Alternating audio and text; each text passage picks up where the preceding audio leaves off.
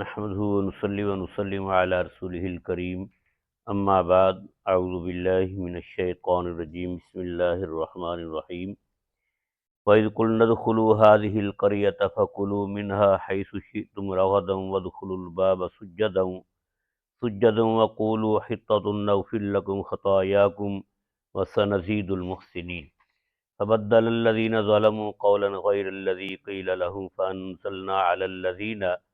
فَأَنزَلْنَا عَلَى الَّذِينَ ظَلَمُوا رِجْزًا مِّنَ السَّمَاءِ بِمَا كَانُوا يَفْسُقُونَ صدق اللہ مولانا العظیم وصدق رسولہ النبی الکریم الامین ونحن علی ذلک لمن الشاہدین والشاکرین والحمد للہ رب العالمین۔ پھر نہایت ہی محترم مکرم معزز دوستو، السلام علیکم ورحمۃ اللہ وبرکاتہ۔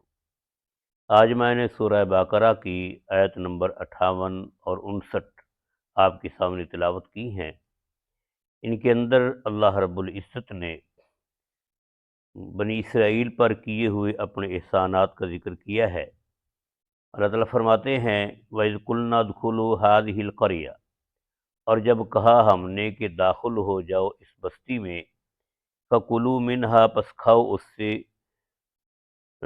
حَيْثُ شِئْتُمْ، جہاں سے تم چاہو، راغداً کھلا، وَادْخُلُوا الْبَابَ سُجَّدًا، اور داخل ہو وہ دروازے میں سجدہ کرتے ہوئے، وَقُولُوا حِطَّةٌ، اور کہو لفظ حِطَّةٌ، نغفر لکم خطایاکم، معاف کر دیں گے ہم تم سے تمہارے گناہ، وسنزید المحسنین، اور زیادہ دیں گے ہم نیکی کرنے والوں کو۔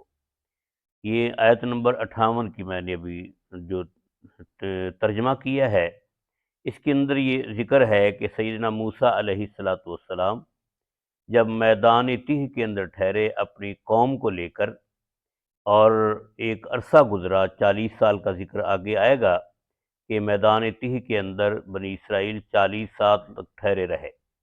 وہاں پر ان کو بغیر محنت کے اللہ رب العزت نے من اور سلوہ نصیب فرمایا۔ جب وہ کھاتے کھاتے اکتا گئے تو اس وقت یہ عرض کرنے لگے کہ ہمارے لیے کوئی زمین کی پیداوار کی جو چیزیں ہیں، سبزیاں ہیں، وہ ہونی چاہیے، ہم یہ کھا کھا کر اکتا گئے ہیں۔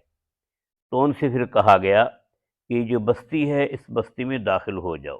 وَإِذْ قُلْنَا، اور جب کہا ہم نے، ادْخُلُوا هَٰذِهِ الْقَرْيَةَ، داخل ہو جاؤ اس بستی میں۔ اس بستی سے کون سی بستی مراد ہے؟ اس کے بارے میں اکثر مفسرین نے تحریر فرمایا ہے کہ اس سے مراد بیت المقدس ہے۔ بعض حضرات نے اریحہ کا ذکر کیا۔ اریحہ بھی بیت المقدس کے قریب ایک مقام ہے، ایک شہر ہے۔ تو بہرحال دونوں کا تذکرہ تفاسیر کے اندر موجود ہے، اور یہ ان کو حکم دیا گیا کہ تم بیت المقدس یا اریحہ میں چلے جاؤ، اور جو تم چاہتے ہو وہاں تمہیں وہ چیز ملے گی۔ فرمایا ہذہ القریہ، ادخلوا ہذہ القریہ، داخل ہو جاؤ اس بستی میں، فکلوا منہا حیث شئتم رغدا، کھاؤ اس میں سے جہاں سے تم چاہو، راغداً کھلا، یعنی کہ تمہیں ہر چیز وافر مقدار میں ملے گی جو تم چاہتے ہو۔ لیکن وَادْخُلُوا الْبَابَ سُجَّدًا، جب تم نے اس بستی کے دروازے میں داخل ہونا ہے تو سجدہ، سجدہ کرتے ہوئے۔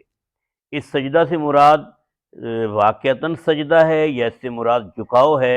دونوں طرح کی علماء کی یہ رائے ہیں۔ بعض علماء نے یہاں پر سجدہ سے مراد جھکنا تحریر فرمایا، اور بعض نے واقعتاً سجدہ تحریر کیا کہ یہ سجدہ تعظیمی تھا، کہ اللہ کی بارگاہ میں جھکتے ہوئے یا سجدہ کرتے ہوئے تم نے اللہ کے حکم سے جو ہے اس بستی میں داخل ہونا ہے۔ تو جب وہ بستی میں داخل ہوئے تو علماء نے لکھا ہے کہ وہ جھکتے ہوئے داخل نہیں ہوئے، بلکہ آگے قرآن پاک کی دوسری آیت میں آ رہا ہے کہ ان کو جھکنے کا حکم دیا گیا تھا، سجدہ کرنے کا حکم دیا گیا تھا، تو انہوں نے اس کو الٹا دیا۔ وَقُولُوا حِطَّةٌ، اور ان سے کہا گیا کہ لفظ حِطَّةٌ تم نے کہنا ہے۔ حِطَّةٌ کا معنی ہے کہ یا اللہ ہمارے گناہ کو معاف فرما، ہماری خطاؤں کو معاف فرما۔ نغفر لکم خطایاکم، اللہ رب العزت نے فرمایا کہ اگر تم یہ کہو گے تو ہم تمہاری خطائیں، تمہارے گناہ تم سے معاف کر دیں گے۔ وسنزید المحسنین، اور ہم نیکی کرنے والوں کو زیادہ عطا کریں گے۔ یعنی کہ گناہ بھی معاف کریں گے، اور زیادہ سے مراد یہ ہے کہ اللہ تعالیٰ مزید ثواب عطا فرمائیں گے، نیک اجر نصیب فرمائیں گے۔ اور آگے فرمایا کہ فبدل الذین ظلموا قولا، ظالموں نے بات کو تبدیل کر دیا، غیر الذی قیل لہم، اس کی سوا جو ان کو کہا گیا تھا، فانزلنا علی الذین ظلموا رجزا من السماء، تو ہم نے اتارا ان لوگوں پر جو ظالم ہوئے آسمان سے عذاب، بما کانوا یفسقون، اس لیے کہ وہ نافرمان تھے۔ تو انہوں نے کیا تبدیل کیا؟ ایک تو داخلے کے وقت حکم تھا کہ تم نے سجدہ کرتے ہوئے داخل ہونا ہے، یا جھکتے ہوئے اس دروازے میں اس بستی کے دروازے میں داخل ہونا ہے، تو یہ جھکنے کی بجائے سرینوں کے بل داخل ہوئے۔ اور دوسرا، ان سے کہا گیا تھا کہ حتتن کہنا ہے، تو انہوں نے حبتن فی شعرتن کہا کہ ہمیں بالیوں کے اندر گندم دی جائے، گیہوں دیے جائیں، اور یا پھر دوسرا ہنتتن، بعض حضرات نے لکھا کہ ہمیں گندم ملے۔ تو انہوں نے لفظ حتتن کہنے کی بجائے، جس کا معنی ہے کہ یا اللہ ہمارے گناہوں کو معاف کر دے، انہوں نے لفظوں کو ہی بدل دیا، ہنتتن کہا، یہ حبتن فی اشارتن کہا، قولا غیر الذی قیل لہم، انہوں نے بدل دی وہ بات جو ان کو کہی گئی تھی۔ فانزلنا علی الذین ظلموا رجزا من السماء، تو ہم نے ان ظالموں پر آسمان سے عذاب اتارا۔ تو کیونکہ انہوں نے جو ان کو حکم دیا گیا تھا کہ یہ لفظ کہنا، وہ لفظ بھی بدلا، جو انداز ان کو کہا گیا تھا کہ اس انداز سے داخل ہونا، وہ انداز بھی بدل دیا، تو اللہ رب العزت نے اس کے بدلے میں ان پر عذاب نازل فرمایا۔ یہ عذاب کس چیز کا تھا، اس کے بارے میں پھر احادیث میں موجود ہے۔ نبی پاک صلی اللہ علیہ وسلم نے فرمایا کہ اس سے مراد ہے طاعون، ان پر طاعون کی بیماری آئی، اور اس سے 70,000 یہودی جو ہیں وہاں پر مر گئے۔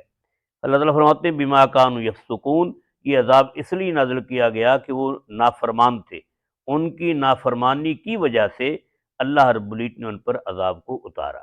اس لیے ہمیں اللہ رب العزت کے احکامات کی فرما برداری کرنی چاہیے، اللہ تعالیٰ کے پیارے رسول کی اطاعت کرنی چاہیے، اسی میں ہماری دنیا اور آخرت کی کامیابی ہے۔ اگر ہم سرتابی کریں گے اور اعراض کریں گے اللہ اور اللہ کے رسول کے احکامات سے، ان کی تعلیمات سے، تو ہمیں دنیا میں بھی اس کی سزا بھگتنی پڑے گی اور آخرت میں بھی سزا ملے گی۔ اللہ ہمیں صحیح اطاعت والا راستہ اپنانے کی توفیق نصیب فرمائے، اور ہر طرح کی نافرمانی سے محفوظ فرمائے۔